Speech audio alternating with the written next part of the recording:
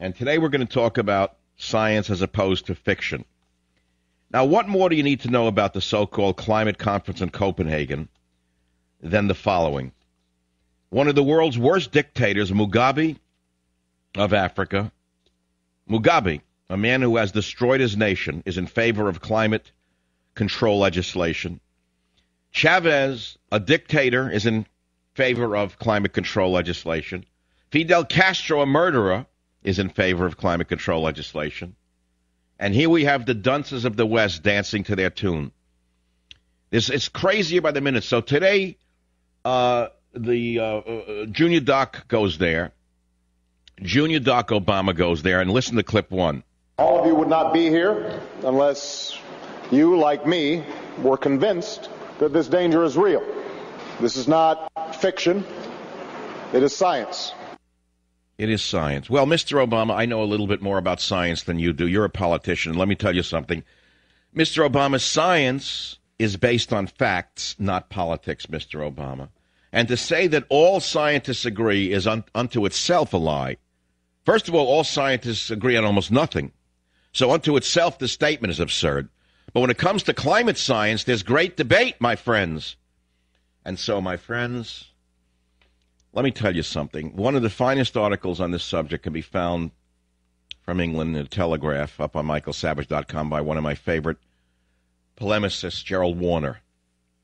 And he says the Copenhagen Climate Summit is the most important paper in the world, is nothing more than a glorified UN press release. Here's how he puts it.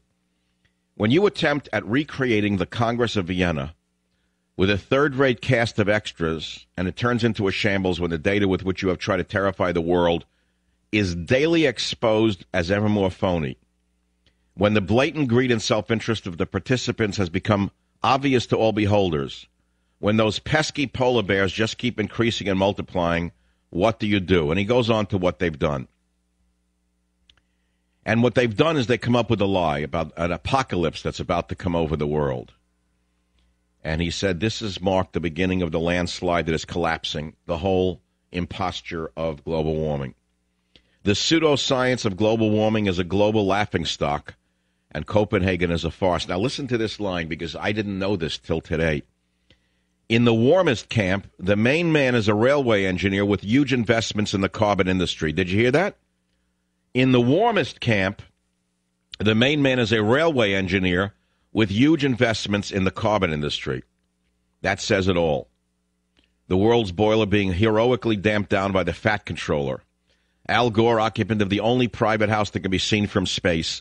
So huge is its energy consumption, he wanted to charge people $1,200 to be photographed with him at Copenhagen. There is a man who is really worried about the planet's future. If there were not $45 trillion of Western citizens' money at stake, this would be the funniest moment in world history. What a bunch of buffoons, he writes. Not since Neville Chamberlain tugged a Claridge's luncheon bill from his pocket and flourished it on the steps of the aircraft that brought him back from Munich has a worthless scrap of paper been so audaciously hyped. Though there was one good moment at Copenhagen, and he writes about it. So we know it's a fraud. We know that it's all fantasy. What more do you need to know? What more do you need to know than the following? Mugabe is in favor of global warming money. Hugo Chavez, the dictator, the buffoon, Hugo Chavez, he wants the money. Danish thugs in the streets of Copenhagen with red bandanas with hammers and sickles, not shown by CNN. Shame on you, Mr. Klein, Mr. Little Man of CNN. Snow on the ground in Copenhagen. Snow on their filthy bicycle seats. At least they'll get cleansed. It's unbelievable to me. Have you ever seen anything like this? Have you ever seen anything like this? Well, it gets worse. It gets worse. Obama goes on, and listen to clip 9, how religious he gets. With courage and faith, I believe that we can meet our responsibilities to our people and the future of our planet. Thank you very much. Tepid applause, Citizen Kane. With courage and faith now. Now it's faith. It went from science to faith to save the planet.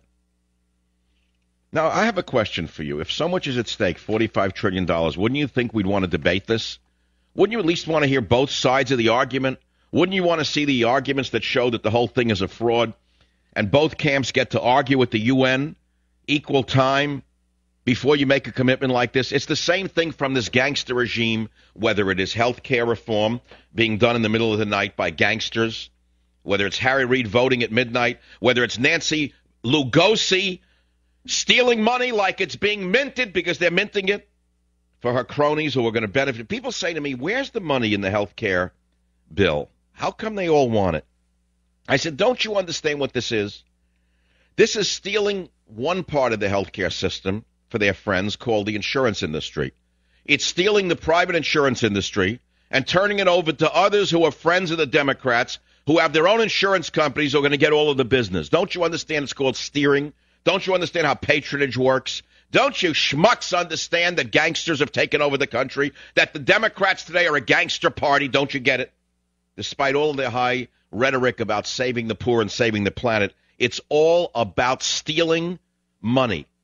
Do you understand that? Play Come Go again. Come Go with me, whatever you're playing. I want to hear rock and roll. I'm sick of it. That's all. What do you want me to do?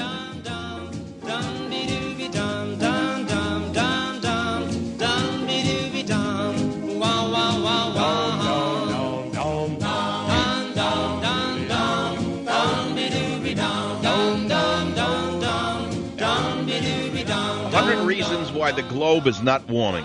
100 reasons why the globe is not warming. It was written by Phil Brennan today. And he's talking about the European Foundation, which has chronicled 100 reasons humans are free from any blame for alleged global warming. You ready to write this down? Are you ready for it?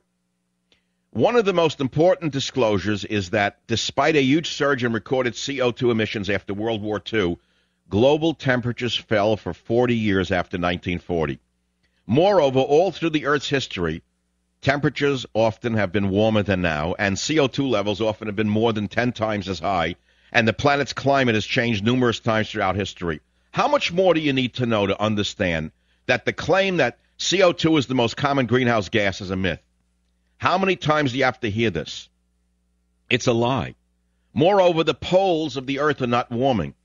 Although the western Arctic may be getting somewhat warmer, did you know that the eastern Arctic and Greenland are getting colder? Did you know that? They're showing you a snapshot, not the moving picture. And so if you want to be lied to, go ahead and listen to these gangsters called Democrats. I've had enough of this.